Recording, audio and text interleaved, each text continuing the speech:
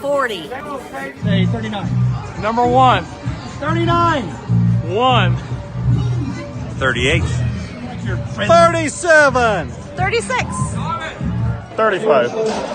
34. 33. 32. 31. 30. 29. 28. 27. 26. 25. 24. 23. 22. 21. 20. 19. 18. 17. 16. 15. 14. 13. 12. 11. 10. 9. 8. 7. 6. 5. 4. 3. 2.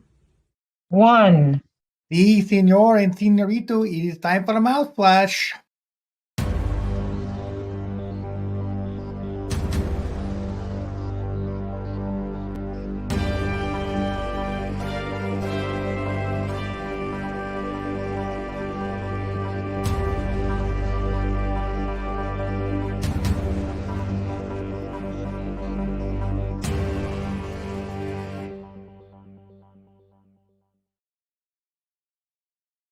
Good evening and welcome to the Mouthwash Talk Show, a minty fresh take on politics. And I think we got a great show. We everybody got on a little early and we're backstage, and it looks like it's going to be fun and exciting. And hopefully we'll hear some good viewpoints from our future county councilman for District 13 here in Indianapolis. But before we get to that, I got a couple of updates here.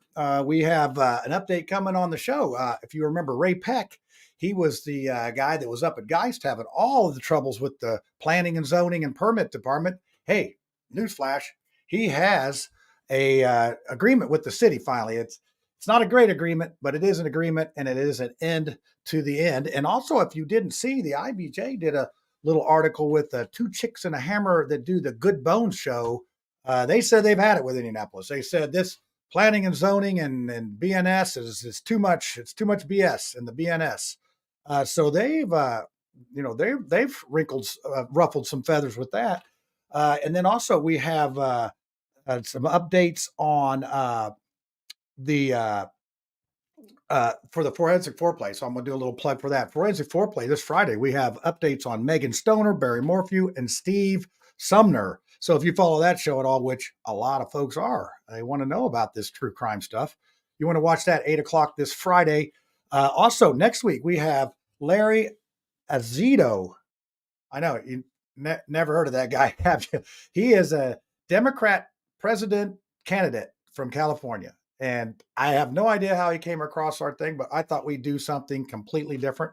And I also interviewed somebody, actually Lisa interviewed someone that was getting signatures over at the Kroger here in Mars Hill for Chris Christie.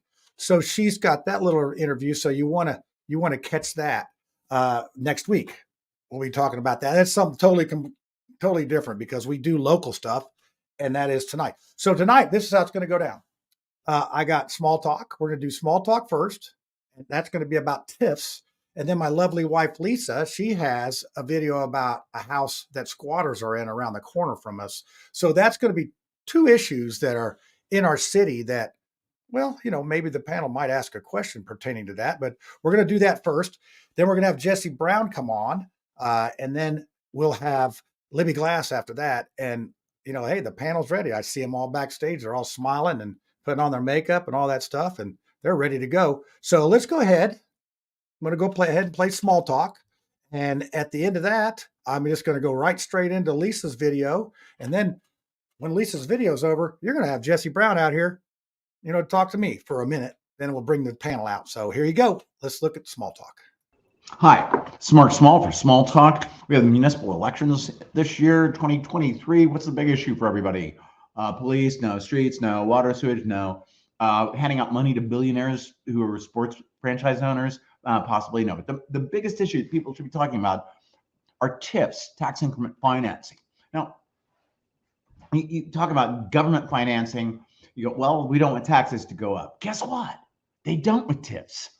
Oh, Politicians can give you nice, shiny things, and they're not going to raise taxes on you. And they can say that with a straight face. Want to know what a TIP is? This is off the government website for Indiana. TIP is a powerful financing tool used to fund economic development and investment in infrastructure. The principle behind TIP is based on capturing future increased tax dollars that are generated due to the development. That doesn't tell you what a TIP is. Another way of describing a TIP is a way of overcoming municipal planning errors by giving a boost to the government in money and calling it something it's not. It's not taxes. What the problem is TIFs create a footprint for an area, and they're going to put development there, and they float bonds based on that future development. It was started in the 50s in California. It's been doomed to failure because the dreams always get bigger, the handouts get juicier, and the developers leave town. But here's a more important question. When did government become the provider for principle for investment and the land? Don't tell me you believe in free market economics and socialism's evil. We don't have any control on the developers. We just give them the money. Mark Small talk. Take care. Hey, you guys, Lisa here. Hey, you guys, Lisa here, Lisa for Indy, and I'm at a home that has had squatters in it for a number of months. Initially, lots of folks have been calling and complaining about it, and nothing was done. One of the guys who was actually homeless and squatting in his home showed up at our block party, and we gave him a meal, and then a few days later he was taken out on a stretcher with EMS from this home and died a couple of days later of an overdose. You can see that after that they boarded up the house, but then squatters have gotten back in that open window. There's trash everywhere. There is high grass. It's just a wreck. All right, there you go. That's right around the corner from our house. So, we're struggling with, and then if you paid attention last week, I went on a little bit of a rant about how we got written up for some blocks behind our house. And I did have a conversation with one of the higher ups today at the health department, and that was interesting. So, hey, enough of that. That gives you some ideas of what our issues are. But we have Jesse Brown. He's the Democrat candidate for District 13. So, Jesse, tell us a little bit about yourself and maybe why the heck are you running? Yeah, absolutely. Appreciate it, John. Well, I mean, honestly, a couple of the issues that you just brought up are big issues that caused me to run. I've lived in Indianapolis since I was 2 years old. When I was 22 and going to IUPUI, I didn't like paying rent to a landlord. I wanted my own thing. And so I bought a house here at 20th and Riley, far northeast corner of the district. And, in the 15 years I've lived here, life expectancy has gone down. There's still a bunch of vacant homes around, even though property values seem to be going through the roof, at least as far as my property taxes are concerned. And I don't see what that money is going for because my side of the neighborhood is just kind of falling into disrepair, it seems like. So, yeah, I don't have kids of my own, but I've got 6 nephews who live within a mile of me. And when I noticed that 46218, my zip code, has the lowest life expectancy in the city, that's not okay. And so I just decided I can't just sit here on the sidelines anymore complaining about it. I have to throw my hat in the ring and try to do something about it myself. Yeah, and one of the things that I'm impressed with, you took out the vice president of the council, Zach Adamson, and that was a little bit of a shocker. Another Democrat, well-known Democrat. And one of the things I say, you're game. You're not afraid to talk to people, and you took him out. So you already got a couple scores in my book of yay. That's good things. So this is what we're going to do. We're going to put you on the hot seat now. This is where you get to come out here, and then I'm going to bring on the panel. I'm going to bring them all on at the same time here because we want to make this fair. So what we're going to do is I never get the top billing here. We'll give Lucy top billing. So, we want to make sure we keep this fair to each one. What do you got there? The Libertarian wing of the Libertarian Party. Yeah, I'm part of the Libertarian wing of the Libertarian Party. Yeah, it's like it's I'm an anarchist. if you don't have a left and a right wing, the bird flies in circles. So that's what I'm saying. You got to be balanced. All right. So we're going to get right to it. I want to introduce, we got Lucy. She's for anarchy apparently tonight. So maybe her and Jesse may have some common thoughts. She is our libertarian guest. And we got Brad Swinski on here. He's a librarian up in the Monroe Alexandria Library area. He's our Democrat. And then we got Charles Bookwalter sitting in for Tiffany, and he is running for Congress, 4th District against Jim Baird. And he's got his work cut out for him, but I think he's up to it. So we're going to start with our guest host. We're going to start with Charles. And Charles, I know you're not familiar with the Indy Council, but I know you're familiar with life and things that go on in it. So you got some questions that you might want to ask Jesse. I have two questions. My one is an overall question of your overall political philosophy, but you brought up life expectancy, that seemed to be the primary issue of why you're running for office. Explain to me what it is about the lowest life expectancy in Indiana, why you think that is that way, and why is that reason that compelled you to run for this seat?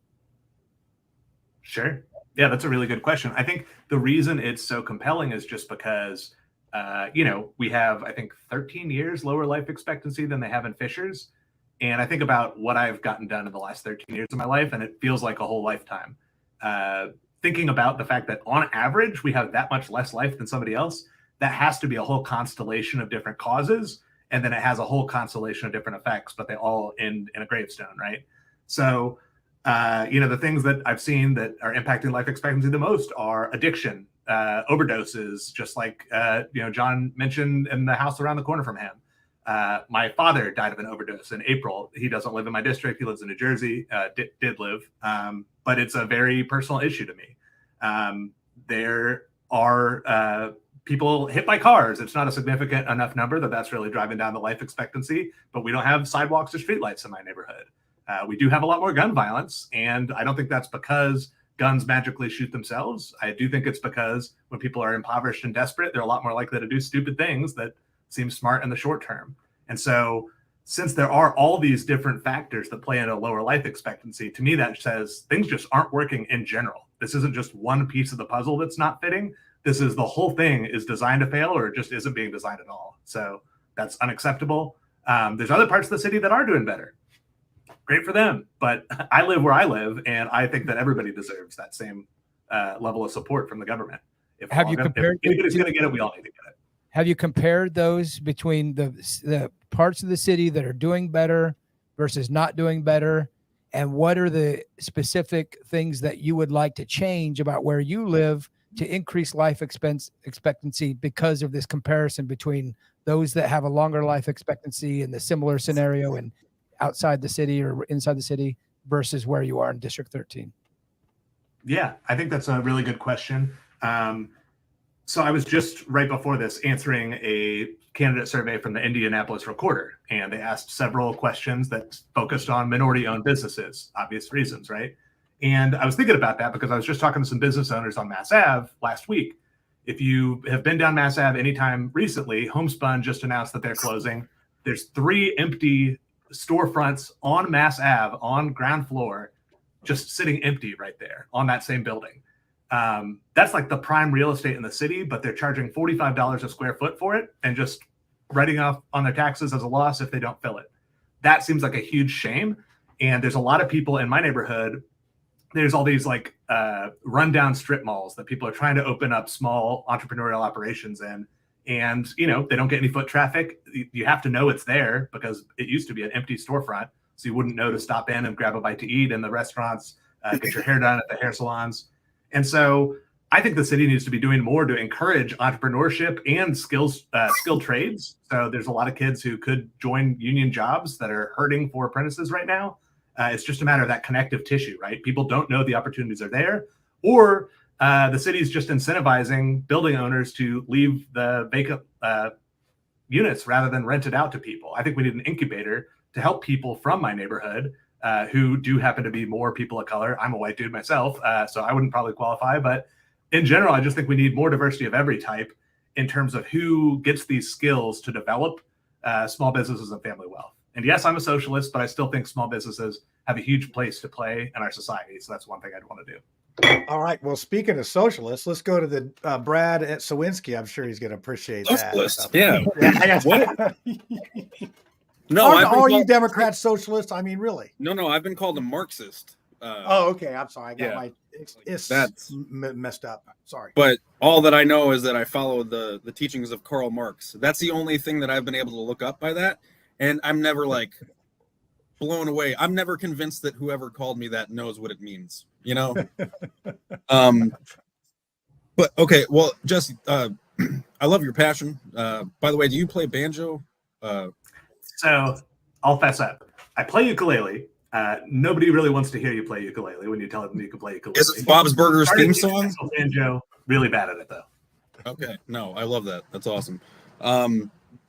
How do you, well, my question is about like the owners of these businesses and the homes.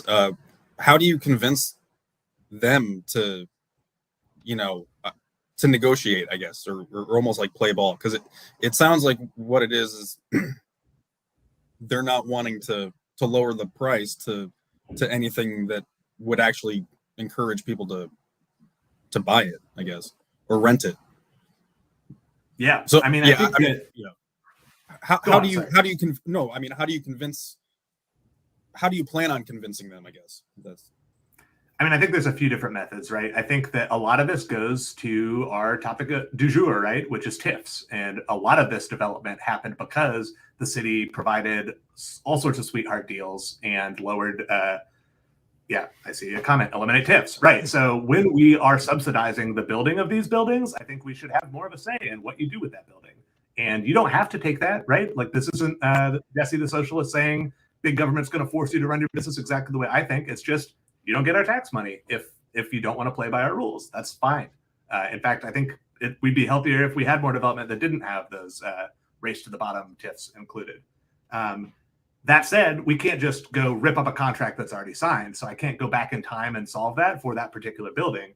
And so if it has to be done, I think the city should rent it out, and then, charge small businesses a month-to-month lease so that if you go out of business in 6 months, you're not personally bankrupt because you didn't know how to set up your LLC correctly. And then we just run it like an incubator and let people come in, come out. The AMP at 16 Tech has some properties like that. I'm not 100% familiar with all of them, but I'd like to see more places with just small square footage where you can just try out your business idea for a few months, see if it's going to work. Maybe you'll get more funding if you can prove that you've got customers, clients, and that what you're doing works. So to answer, city should just buy it if it needs to. Do you own a business? Not the best answer, but it does work, right? Do you own a business? Have you ever owned a business? I have never owned. No, I've done some consulting work, but no, I have not ever owned a business myself. My mom was a court reporter for 18 years, so she was her own LLC and an independent business in that. Yeah, you seem to know a lot about that. So, Lucy, for Anarchy, let's see what you got here. Well, first, I would like to put out there that taxation is theft. And so already you got it out early tonight. I'm not a fan of TIFs. And the reason I'm not a fan of TIFs is because of the outsized incentives and the political graft that they create.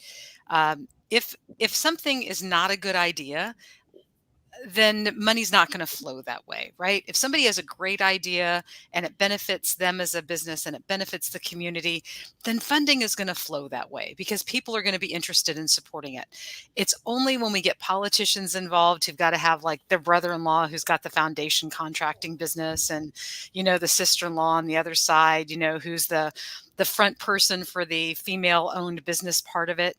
One of the saddest things I ever saw, I wanted to be an attorney, so I would go observe in court. It was like, baseball games, right? I loved doing that. And I went to bankruptcy court because I was really interested in how does this all work? Because, it's fiat money and we're going to file bankruptcy on the fiat money. I saw a contractor there, a couple, and they happened to be Black, and they had been used as the front person to make sure that it was a minority-owned business. And there was an entire room full of creditors who were after them personally. And they had no understanding of what the proceedings are that were going on because all these other contractors had come up to them and said, put your name and race on this piece of paper and we'll pay you for it. And then they bankrupted. it was just such a sad situation. So first of all, taxation is theft. Outsized incentives. This is one of those occasions where, Mark Small happens to be right. And if we look up to the north side of town in Hamilton County and look at Carmel and just like the crazy things that are going on with TIFs, I think one of the reasons I moved out of Hamilton County and we sold our rental properties there is because I don't want to be paying. I don't want my great grandkids to be paying for what people are spending today. It's just not fair. So hold on a second, Lucy. I haven't said this in a couple of shows, but is there a question in there? Yes, Jesse, let me ask you a question. Is taxation theft? I will first say most of my adult life, I would have said yes. I consider myself an anarchist actually until not long ago. I was more of the left anarchist, so probably I wasn't I am John Galt. I had lots of friends in high school who tried in vain to get me to read Ayn Rand, and I made it through the Fountainhead and not much else. But I do have respect for where you're coming from. My whole thing is equality of opportunity. I don't think you can have that while we have such an unlevel playing field based on what's happened in the past. But to your point, is taxation theft? I think that to the extent that government is actually democratic and representative, taxation is not theft because it's mutually agreed upon what we're doing with it. So now, does our current government work that way? Absolutely not. And everything you mentioned, I think, is true. That kind of graft, that kind of insiders politics, like that's exactly the type of stuff that enrages me. And one of the major reasons I wanted to run. Even Zach Adamson was actually a big hero of mine for a long time. And then I just watched like the politics pull him over instead of him pulling the politics over. One major thing I did when running for office is got a bunch of my friends who thought it was a terrible idea because they hate electoral politics. I was like, good, stay friends with me and tell me how much I suck frequently. Call me out on my BS and just make sure that you hold me accountable because we need that. We need much more of it in our society. Well, I love it. But I got a follow-up question on that. So democracy is where it's at, right? Why are we allowing the majority to beat up on minorities? Isn't that what's happening in this country today with about a 14% Black population and 80% white? Don't we have the majority beating up on the minority? So why take that society-wide problem of a majority of people who are able to act against the interests of the minority? So my question for you is, you're against gun violence, which is awesome. So am I. That's why I'm a gun owner. I don't want to be a victim of gun violence. So I make sure that I can protect myself with a great equalizer. But you could literally take 51% of the people in District 13 and they could vote to steal from the 49% and you'd be okay with it because taxation isn't theft as long as it's democratic, right? I think that if those 49% were literally being stolen from in a way that they found completely unjust, they'd have a huge motivation to rally and stop that. I don't think 51% of voters are sadly as engaged as they should be, and I don't think are like really pushing for that. I think strong like 70, 80% majorities are necessary to get any kind of real serious change done. And really that represents a culture shift. I had another response and I'm totally losing it, but I guess that's my short response to that is I don't think that that's really accurate. I mean, I think that right now, for example, because of how much money is in politics. So for example, like everyone considered it extremely noteworthy that I won my race, despite the fact that I knocked over 10 times as many doors as my opponent and had like 20 times as many contacts with individuals. And the reason for that is because my opponent took a bunch of money from big developers and raised 4 times as much money as I did and started the year with $65,000 in the bank. So I don't think you can talk about democracy as long as there's a huge bag of money on one side of the scale. So when we're talking raw numbers, I want to see the economics as well. Yeah. So here we got a question. We generally put a question in for the audience, and this is, Adam Harvey's got this question. So which safety plan does Jesse like better, Hogsets or Shreves, or can you tell the difference? I was about to say, I assume that's a joke since it's, as far as I can tell, the same plan. I don't think that neither of them are my plan, right? I am going to be voting for Joe Hogsett in November. I did not vote for Joe Hogsett in May. I wasn't even that much of a fan of the people I did vote for, quite frankly. I really have issues with both major parties. I think I'm maybe in the majority on this call, but I have issue with both major parties and don't think that they've done a great job of actually engaging with everyday working people in order to make their case. And maybe some of their ideas are really good and they're just imposed from on high. And I think that's the opposite of how a representative democracy should actually work. So I think that answers the question. But yeah, both public safety plans, besides being identical, are not, my perfect choice if I could write one. All right. Well, of course, Adam's going to have a follow-up question. What is your safety plan? There you go. Right on cue. My public safety plan will sound like a cop-out for sure, because it's not going to immediately stop crime, because I sadly don't think it's possible to stop crime from going on right now. I think my next door neighbor's a police officer, retired actually. But, one thing he told me is the thing he regretted most about his job and, on the front lines there is that he didn't actually get to prevent crime. You don't get called until the crime's already occurred. And so what we really need to do is invest in the things that are proven to deter crime, right? So the same things I was just talking about. We need to make sure people have a good life in front of them, because you're a lot less likely to throw that all away on some stupid BS if you have something to look forward to. And so that means that connective tissue, that means connections to jobs programs. In the short term, I think, you can look at the Herman Whitfield III case and see the police don't have any business running mental health calls, right? And I think the police union has said that. The statewide police association has said that. I talked to the ranking Republican in the Senate Ways and Means Committee, and he agrees with that. We really need to fully fund mental health care that's done outside the auspices of the police. SB 1 from the State House this last year was a huge example of that. It didn't get the funding it needed, but it's still going to be a step forward. I'd like to more heavily invest in things like that and, televise every death we see in the short term, because I do think there's going to be a lot more before these longitudinal plans have a chance to really change things, which is horrific, but, I don't believe in lying about it. Yeah, that's good. So we have time for maybe one more here, because viewers, I know you'll be excited to hear this, but both of our candidates have decided they will come on for the conspiracy theory. Now, I will remind them that this will not go on Channel 40. This is this is going to be interesting with all these conspiracies out here. We'll see which ones come true and which ones don't. I may have to get the magic 8-ball out to verify some of these, but we have that. So does Charles looks like he has another question, maybe. I don't know. And do you have something there, Charles? I guess I'm making an observation as we're talking about all these problems with government, and the intervention of government is part of the TIFs is the government plan. They're not voted on in the state of Indiana. The citizens don't vote on TIFs. They're decided by the county council.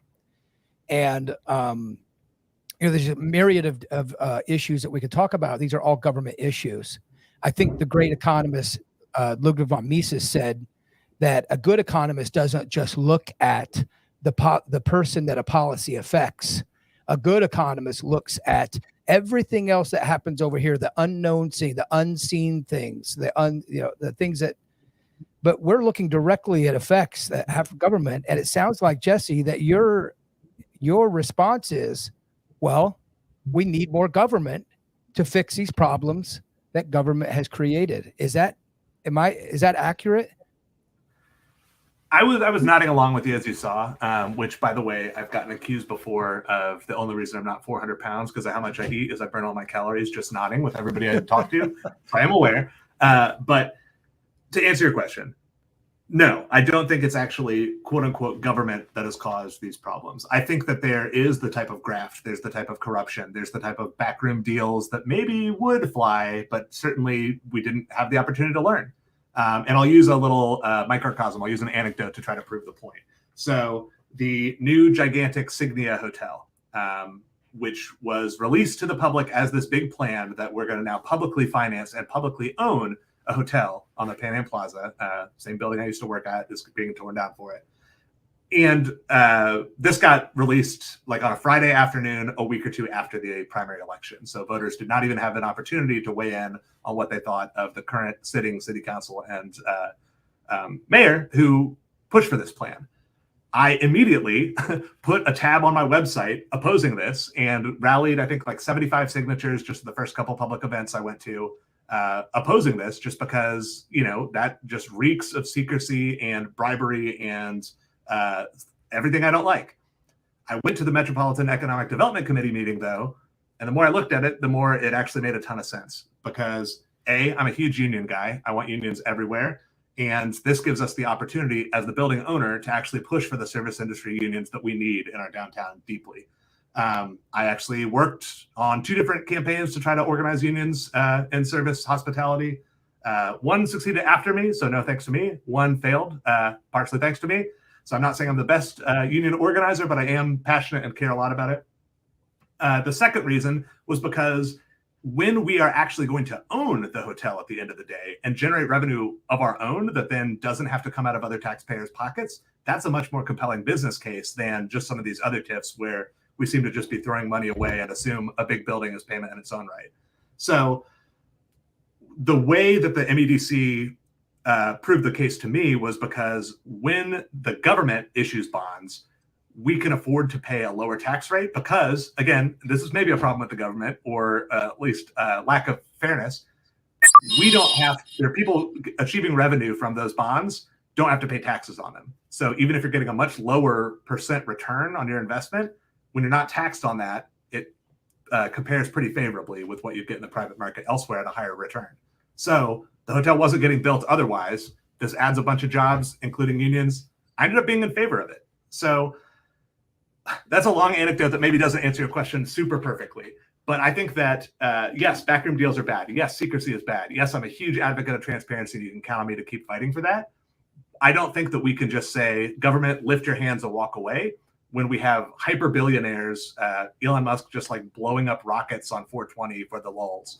I think we can't say that government is doing too much when we have situations like that and the rich keep getting richer. Elon Musk company is heavily subsidized by the government. Well, that's true too. Yeah, I mean, that's fair. Heavily subsidized government. All right. Well, that's going to. Yeah, you talked about that. Those are all interventions. It's government is not hands off. That's the point. Government is very much hands on, creating these problems. Last question: in your system that you like to propose, Jesse, can some people opt out? Number one, and number two, do you know how many people vote in the primary in your district? How many primary voters? Actually, there's 36,000 families represented in the district. I don't know what to expect for the general election. The primary, I was told to expect that 1,300 votes would win me the election. No, sorry, 1,000 votes would win me the election. Right. 36,000. So that ought to tell you that the primary has 4% probably or less of the voters. So do you think that's an adequate representation of, the people and the voters when less than 8% of the people vote in the primary? Oh, not at all. No, I mean, I think that we need much more competitive elections. We need more candidates running. To me, the way we get that is with much stricter controls on financing. I think it should be a system where every neighbor can just kind of say what they want, and then let's work from there. Maybe some sort of a caucus system.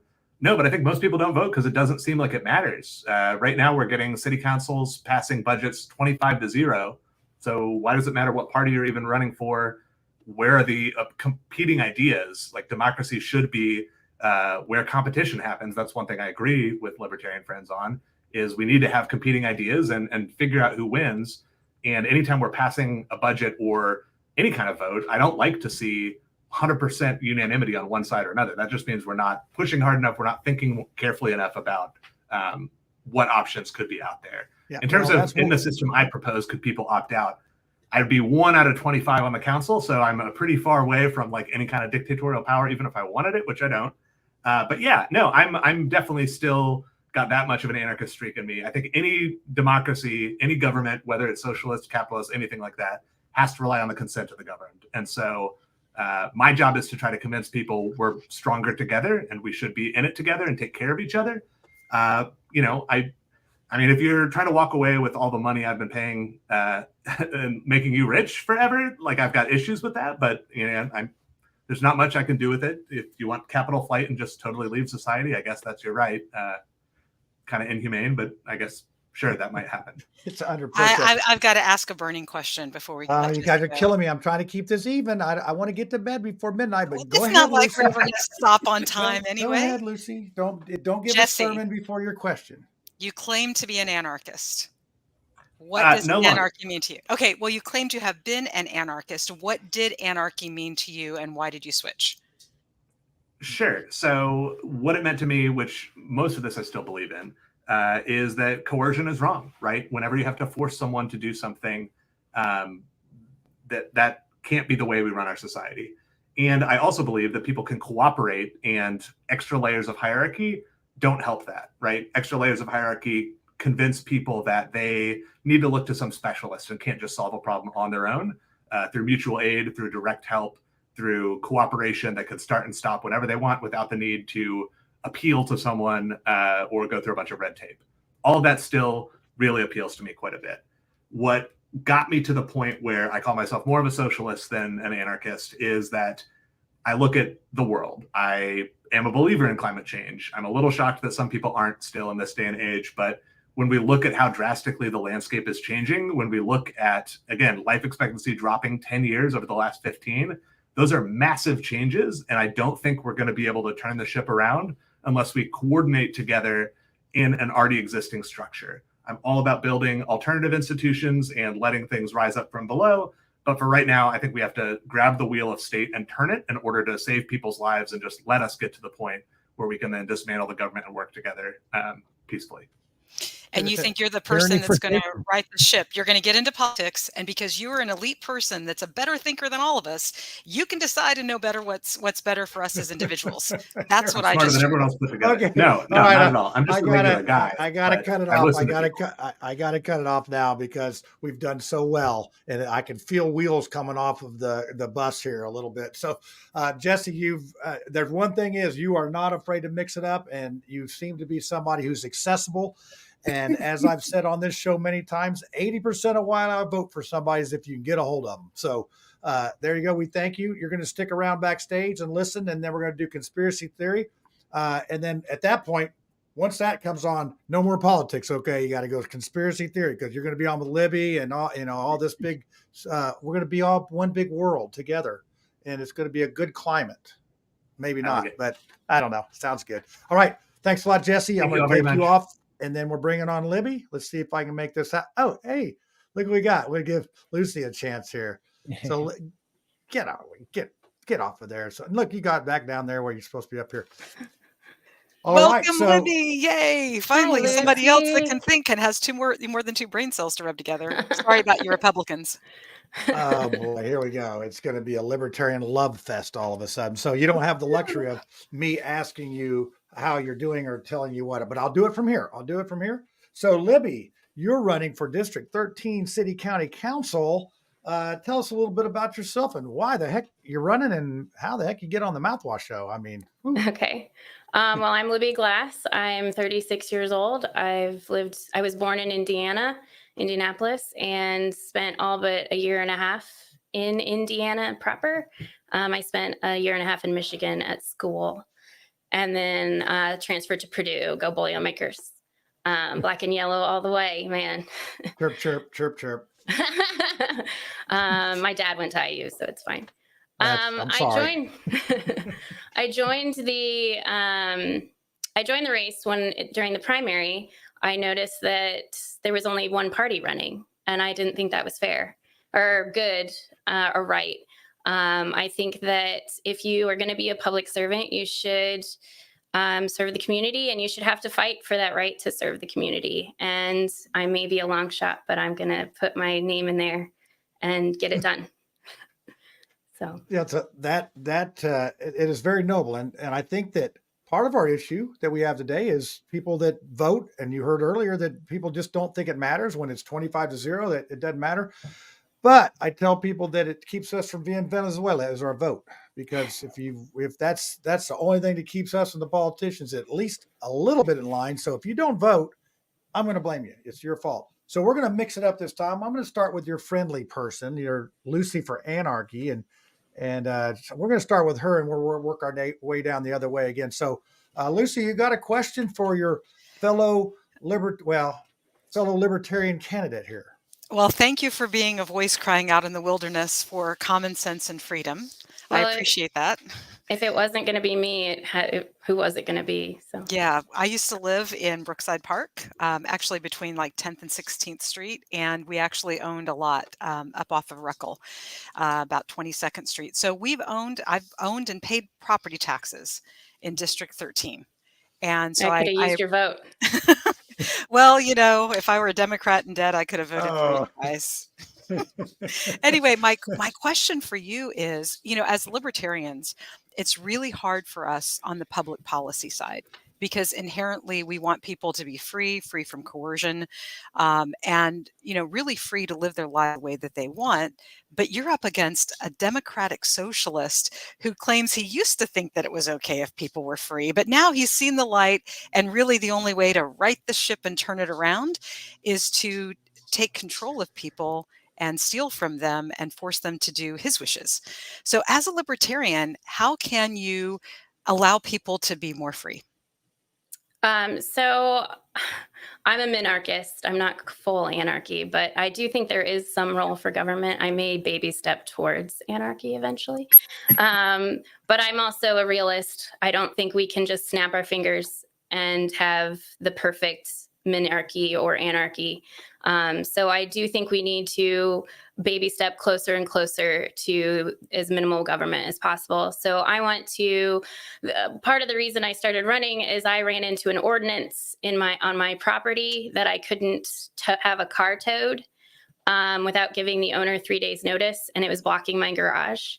And so I want to personally go through each of the ordinances that's on the books and see which ones are irrelevant and get rid of them, and propose a regulation reform. And does that answer your question?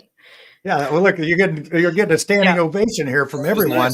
Yeah, because that was exactly when I had my conversation with the health department today. I asked her 3 times, who's working on making this better? And she refused to answer 3 times. So just like I never asked a question.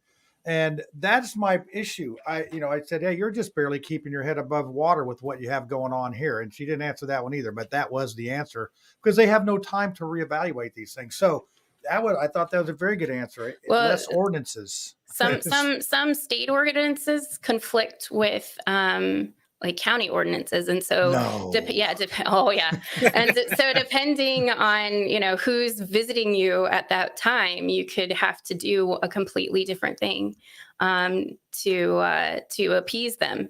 And if it conflicts with the state, we need to fix one, get rid of one, maybe both. Like, that'd be great. Let's get rid of both, maybe, depending on the ordinance. Well, speaking of big government, it's Brad's turn now. So I got you on the socialist thing and now the big government thing. So I'm doing 2 for 2. We like to spend money. Okay. We know. You like to spend other people's money. So Democrats, Like, Democrats do tend to we dream big. We dream big, and those cost. The dreams cost money. Cost money. So Brad, what do you got? What do you got question-wise? Well, okay, so in District 13, then are you seeing a lot of the same issues that your opponent was talking about with the violence and the addictions and everything? Yeah, so I've been canvassing for 3 or 4 weeks now, and I talked to several people, and they complain about problem youth and gun violence and streets and all that good stuff. Well, and and I don't know if Lucy can also speak to this, because with the libertarian mindset, how is that solvable with minimal government interaction?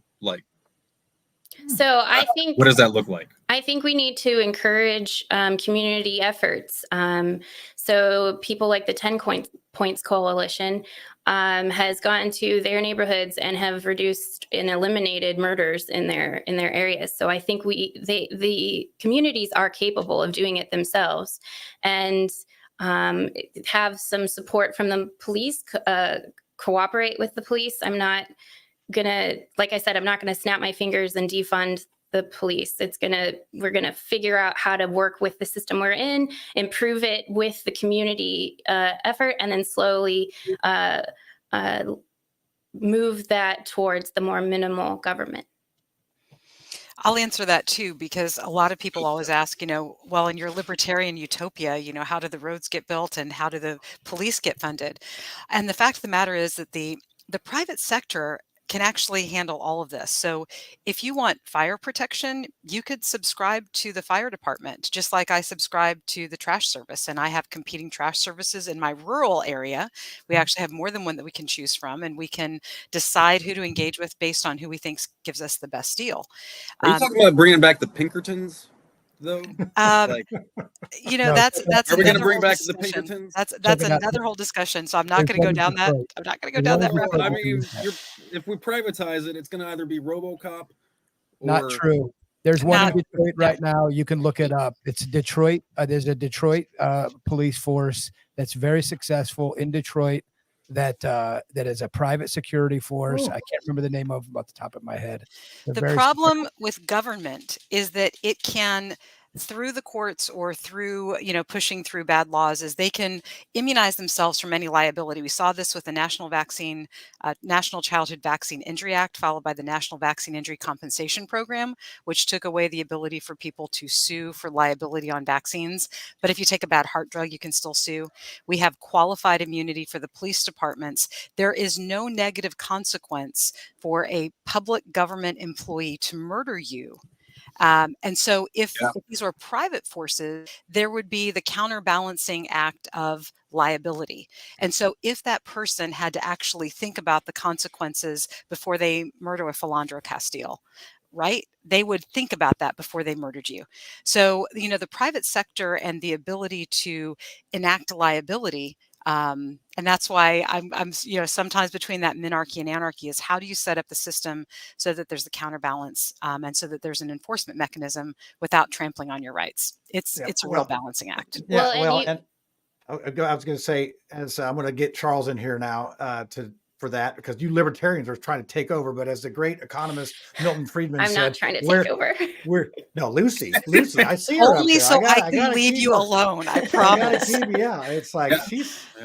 So the great economist Milton Friedman said, "Where will we find these angels to run our government?" So speaking of angels, Charles, what I'm hearing tonight is we have too much government. And not enough government's not enough. So it's almost like baby bear porridge. We need to find that just right deal there. So what question might you have for Libby?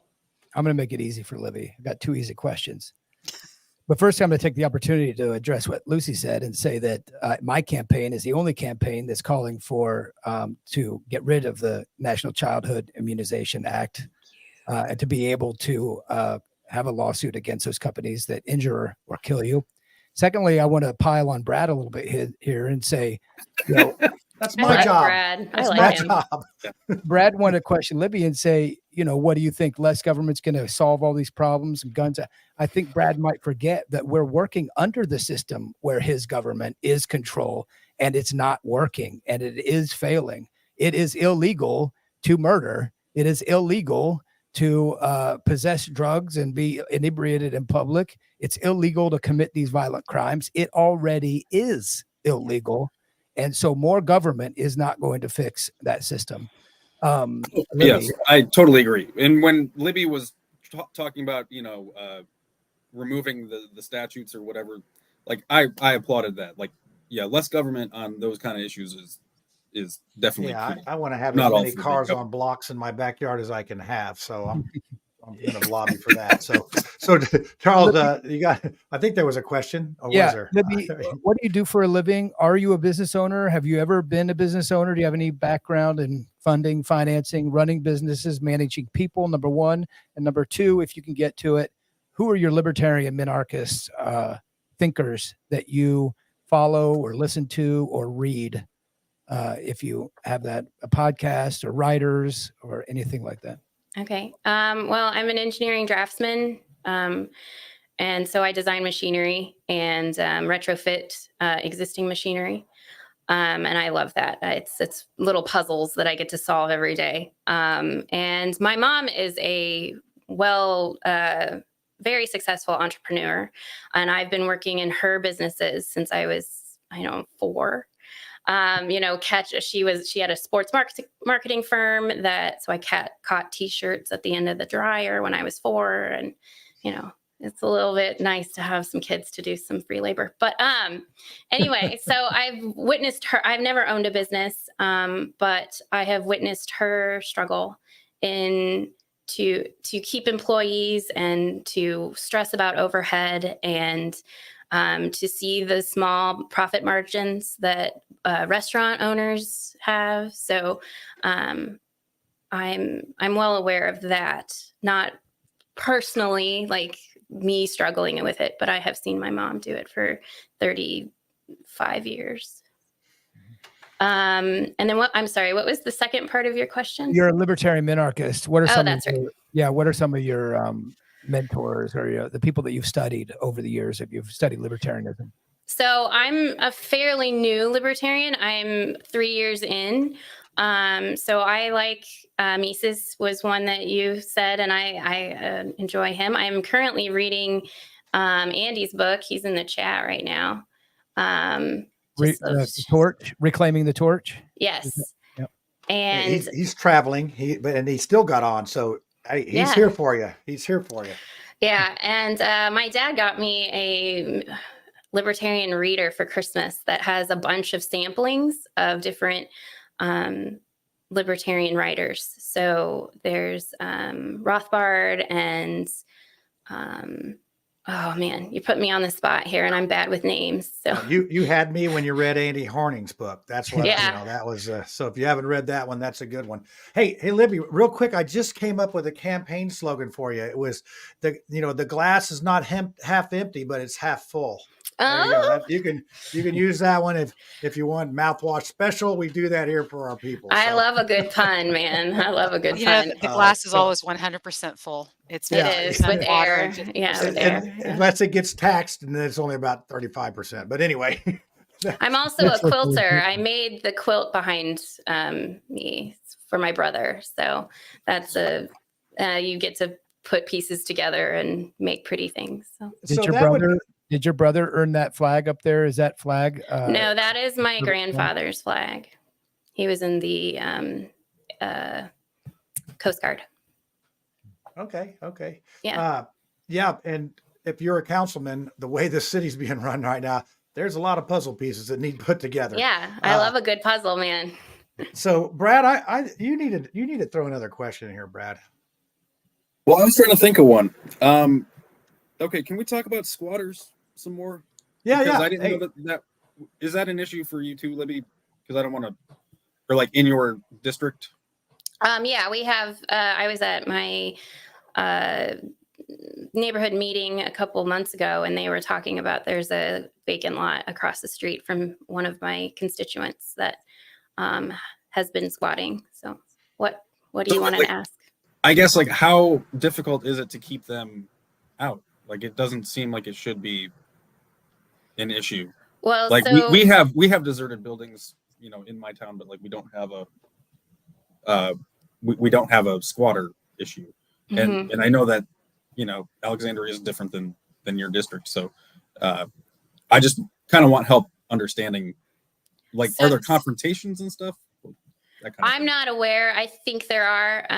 Usually squatters tend to be addicts, and they can be with mental health issues and stuff like that. They can have disputes, to put it nicely.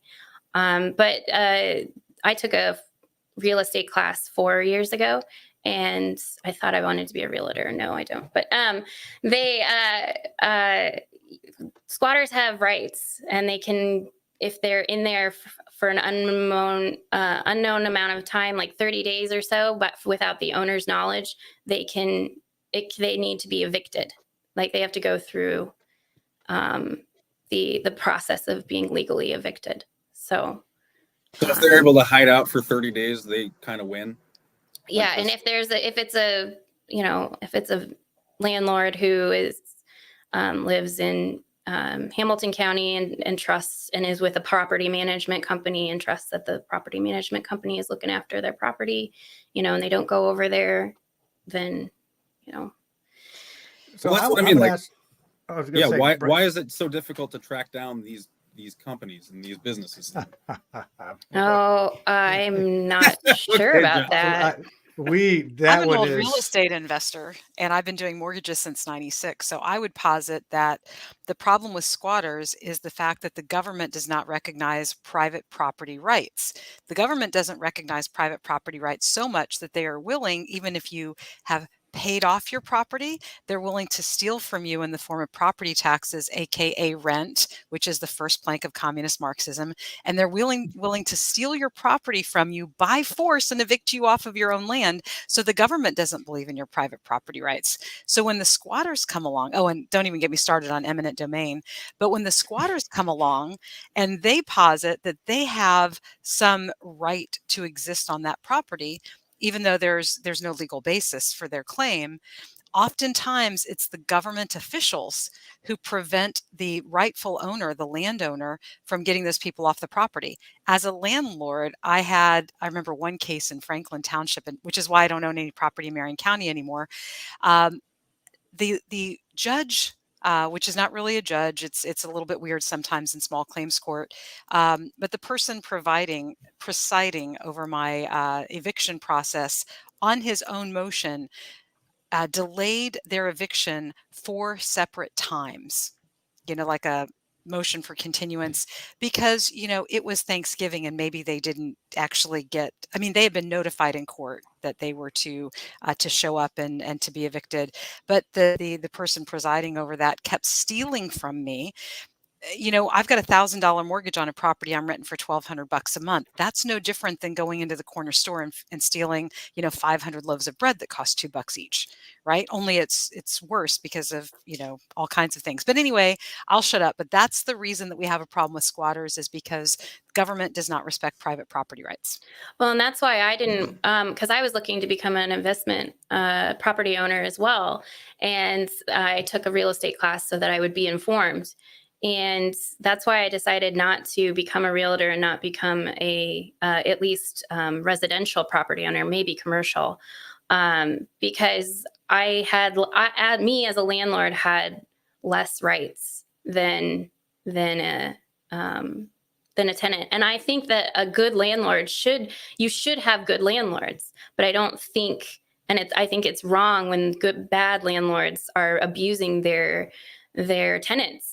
But I don't think the state should have a right to come in and take control of that property. What when the it's state mine. should be doing, and this is the minarchy part, is they should be enforcing the contract between the tenant and the landlord. Right. And I think inherent in housing is that the housing be habitable. I have no problem with, having landlord sanctions against, unsafe things, because the inherent in that contract is that there's, Adam helped me out here. Andrew Horning helped me out here. Fitness, merchantability, particular purpose. All the terms. But anyway, this is once again the problem: is that government sticks its nose in and doesn't do the right thing.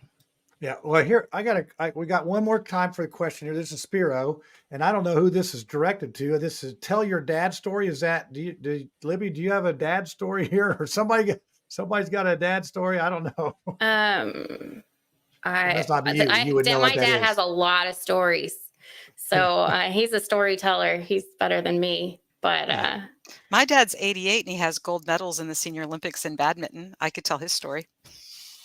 No, Lucy, please. My grandpa's name is Robert. Oh, maybe I'm reading chat. I should avoid chat. Okay, Sorry. Robert's okay. So yeah, the chat people are obviously very engaged in the show. They are talking with amongst each other, and that's what we do here on the show. We have questions, and I think we're getting very close to having equal time here. And this has been, I think, this has been a very good show. If you want to get to know the candidates in District 13. I think that we've asked a lot of good questions here about what's going on there. I'm sure there's obviously a bunch more we could ask, but we have limited time. So now we're going to do the conspiracy theory portion of our program. And we're going to have like the Brady Bunch on here in a second. So, or Hollywood Squares. We'll go with that, Hollywood Squares. So get your tinfoil hats ready. I'm going to play the preview to that, and then I'll see you in a second. Hey, y'all, it's time for the conspiracy theory, so you better get your tinfoil hat out, and let's see what's going on this week. All right. Let's see. We got to get Jesse back on here. Okay, there we go. All right. It's bad I don't have a hat. I have That's a bunch all right. of goofy hats. It's not nearby. Look, you can't compete with Bookwalter on his. You didn't get the hat. memo, but the Democratic horns, they're always on your forehead. So Well, so That's in all fairness, Jesse didn't. This was one of those deals where if you're running for political office, honestly, if you don't come on the conspiracy, you don't have much of a sense of humor. If it goes by conspiracy theory, Charles Bookwalter is going to win next primary because he's got the whole 9 yards going there. So it's all good on that. And this is the fun part. And I'm going to put the banner up. So if somebody wants to spoof somebody on this, and they can't, they're going to have to cut that off, and I'll be mad at them because we had Jefferson Shreve on the show, and those evil Democrats, Jesse and Brad, they used that against him because he didn't say what he meant to say, and then it was different. So anyway, get out of here. So the moral of the story is say what you mean and mean what you say. So anyway, Lucy, now that we're at this portion of the program, I think you had an announcement about protest votes for mayors. In fact, is it okay for me to go ahead and do that? I mean, it is your show, and we talked about this beforehand. Yeah, about I know. This crazy idea that I have.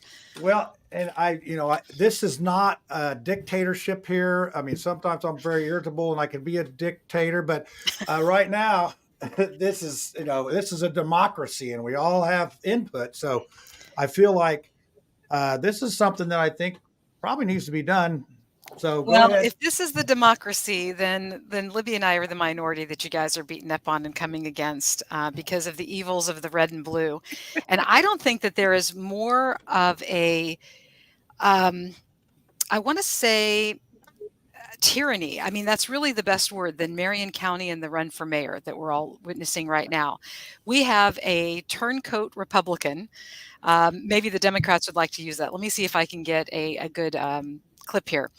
Jefferson Shreve seems to be a turncoat Republican because the foundation of the Republican Party ideals seem to be a strong Second Amendment and a recognition of those Second Amendment rights. And yet he's siding with the Democrats on this. So I look at Joe Hogsett and I'm like, yeah, Joe, Jefferson Shreve, I mean, thanks I'm not in that county because you look the same to me. And so I would posit that, there is no Libertarian candidate that I could appeal to you to vote for. So why don't you vote for Mouthwash? Like, if you want to have a protest vote, forget the Republicans, forget the Democrats, the right and blue, two wings of the same bird. Write in Mouthwash. That's a real protest vote. So what you're saying is, I mean, I've heard several people talk about the protest. So I guess challenge is on. I mean, if you're not going to vote for mayor, at least write in Mouthwash. So it'll be interesting to see. I just, and that's two words, Mouthwash. No, it's one word. What kind of, it's one word, Mouthwash. And just think, if Mouthwash won, we would have to run the city. I mean, that would be the state law. All I've got to say is when I was a little kid, if I said a cuss word, there was mouthwash in my house in the form of soap. And we need to do that to the Republicans and the Democrats. We need to wash their mouths out with soap because they're trying to tax us. They're trying to do all sorts of things. But I'm gonna step back because we still got to get to the conspiracy theory. Oh yeah. And I'm sure there's some folks who'd like to go before me this time. Yeah, we'll save you you'll be the cleanup batter on that. So there you have it. It's a promotional, and I think that was Lucy's first campaign stump speech about writing in Mouthwash for the mayor's thing. We'll see how that goes, and it might catch on like Alice's Restaurant. It might be a movement at some point. So let's see who wants to go first. Raise your hand on the conspiracy theory. And Brad, the rabbit ears, is that so channel 40 viewers? It's Pikachu. It's got to be Pikachu. Pikachu. It's I think they're like antenna like though, so I can kind of like point them. You bring in stuff. So Brad, let's let you go first here. Is it White Sox? Are you going to have something about them? No. Actually, I was going to invest some money into a company that makes solar roads. Do you guys remember the conspiracy? Solar ropes? Roads. Like road. Okay, yeah. Do you remember the solar roads? I don't remember. Some of you guys are like nodding your head yes. Yeah, I see them. No, I'm no. Where they The charge solar cars. roads and like if Denmark, a deer, right? well, it's like if a deer comes out, like it will like light up a panel of the road. You guys have never seen this? This is going to be great. Yeah, this is I'm bringing definitely this back conspiracy. from like 5 years ago. No, and I worked in swear. infrastructure for 6 years. Like, Oh my gosh. Okay, so this is like a legit conspiracy then. Because like none of them are. Well, no, the road is solar, so it, it harnesses all the sunlight throughout the day, and so it can actually glow a little bit. Oh, I gotta show you guys the video. I'll show you guys for next week or something. Okay, yeah, send it to me, and you'll say. What do they John, squeeze the juice out of? They squeeze the juice out of lightning bug butts and put it in the road. Basically, that's kind of what it looked like. I was excited because that's what it reminds you of. Why did I let Brad go Lightning first? bug Why? butt roads. Why did I let him go first? my brother seems to have seen it, so you're not the only one, Brad. Okay, yeah, well. All right. That's good. So let's go to Charles now, Mr. Stars in his eyes. All right. I've got a conspiracy. I think what they're doing is that this TIF money, when there's a surplus of TIF money, they seldom give it back to the taxpayers in the form of a reduction in taxes. What they do is they take that money and they do programs and things like that. And I think that in the case of TIF, going back to the 50s, like Small Talk said, they've invested in traffic lights, and they're not just there primarily to control traffic. They exist to condition you to being under total physical control of machines. And we have to break the condition. You need to run a red light. You need to treat it like a stop sign. You need to stop, look, and then proceed. So you're not under the control of the TIF funded traffic lights. Got great news. There's lots of people in Indy who seem to be following your theory. Good. Yeah, it's like, They're ahead. Stopping is an option at this point. So let's see. We'll go to our guest. We'll go to Libby next because she's got a fabulous hat. She took a page out of the Libertarian tinfoil hat book. I see that. Yeah, it's so sparkly. I love it. Yes. So my conspiracy theory is an oldie. So the three main opposers of the Federal Reserve went down on the Titanic. I think it was an inside job.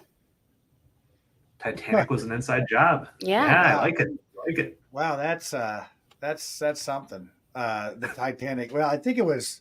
Never mind. I'm not even going to say. All right, Jesse, can you top that? Tim's Titanic I was. top that for sure. The closest thing I can come up with isn't even a conspiracy theory so much, but it was like a conspiracy of District 13 residents. Some people were like, don't fix my streets because so many people speed up and down here. The potholes are the only way to keep them from flying up and down our streets. So it was a conspiracy to keep the streets as terrible as they were for public safety reasons. So. Yeah, I think that could also double as a DUI to deterrent. I was swerving to miss the pothole. No, I was just swerving.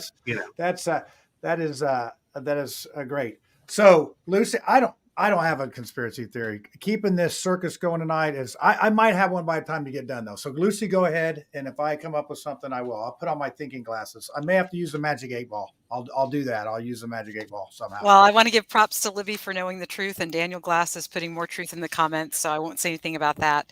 What I'd like to talk about is the climate change scam, which is a total scam. So I'm building my own nursery. That's my passion. Besides, sewing and quilting, by the way, Libby, I love to do that, is growing plants. And when we want to increase how plants grow and increase food in our greenhouses, we actually pump in more CO2. The carbon they want to reduce is you. You are the carbon. You are the carbon they want to reduce. And the best way to reduce human life on Earth is to reduce plant life on Earth. And Bill Gates, of course, it's his fault. Bill Gates' fault, right? Their latest scam, and I'm going to tell you how Trump's in on this scam too. But the Bill Gates side of the scam is they want to cut old growth trees and bury them and then plant young saplings because they say that young saplings are growing faster and therefore they'll sequester more carbon faster. Yeah, that's just not even true. I mean, just like ask any, college kid that's taking chemistry, and but the fact of the matter is the education level is so bad. Those are Anyway. liberal institutions. I know, and they're not teaching trust them, anything. right? They're not Oh my teaching God, anything yeah. useful. But let me tell you how Trump's in on it, because we know that Bill Gates is trying to do it by cutting down the trees. Remember how Trump started Space Force? And everybody was like, Space Yeah. Force. And they were making fun of it. No, what Trump actually created by supporting Space Force, and of course this would have happened, doesn't matter which red or blue puppet's in power, but Trump is the one who's like, I'm the father of the vaccine. Yeah, how's that working out for you? And Space Force. Let me tell you what Space Force is. It's DEWs, Directed Energy Weapons. So when you see climate change, when you see Agenda 2030 smart cities that have been announced, like Kelowna in British Columbia, the Tenerife Islands, Maui, all of the places where there are obstacles to creating the smart cities, the 15-minute cities, the open air prisons. I mean, think about it. A real prison is a 1 to 5 minute city. You can get anywhere in San Quentin, within 1 to 5 minutes.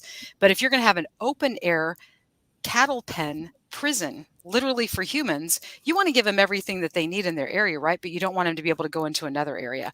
And so we call those smart cities or 15-minute cities. All of these places that have been burning recently are all places that were announced by the World Economic Forum to be their targeted smart city areas. So Trump started it. I'm blaming Trump and Bill Gates. Both. Apparently there's going to be a lot of them up in Canada, because half of Canada is on fire still. Okay, I've come up with one. I've just come up with one. That was, she is the conspirafact queen, no doubt. I will give you the chapter and verse, and I will let you see it coming out of Satan Klaus's mouth himself. That is right. So my conspiracy theory, it does have Bill Gates and Elon Musk involved in it. And this one is Elon Musk is secretly working on a rocket that's going to be fueled, and it's climate change. It has climate change in it. It's secretly going to be fueled by cow farts, because that's one of the big studies that they did.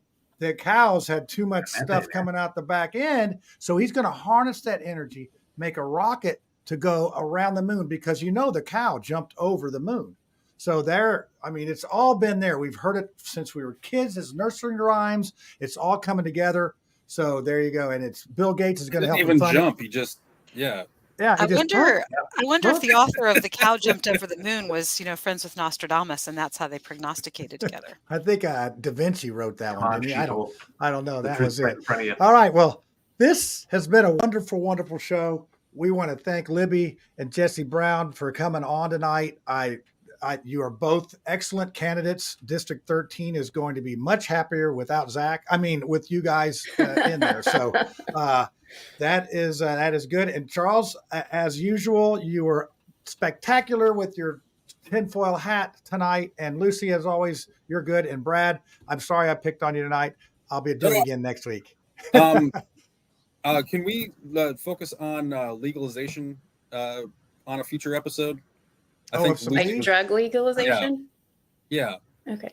Yeah, we can do something like that. That's true. So that'll be good. So let me legalize it all. I'm not scared. It might be a boring episode. We're all just like, yeah. Treatment, not jail. Well, and then maybe we should have the prerequisite that we all have to have a couple gummies before we come on, and we The show lasted. We thought the show lasted for 3 hours, but it was really 10 minutes. It would be good. So, all right, everybody. Well, hey, I hope our audience enjoyed it as much as we did, and thank you all again. And we'll be watching how you do. And both of you, good luck this year, this November.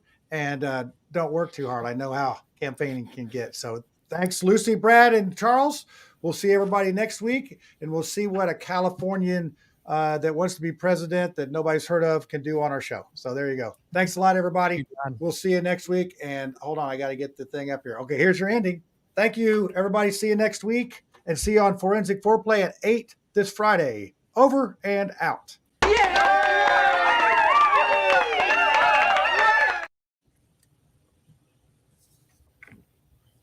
We got issues. Hey, y'all.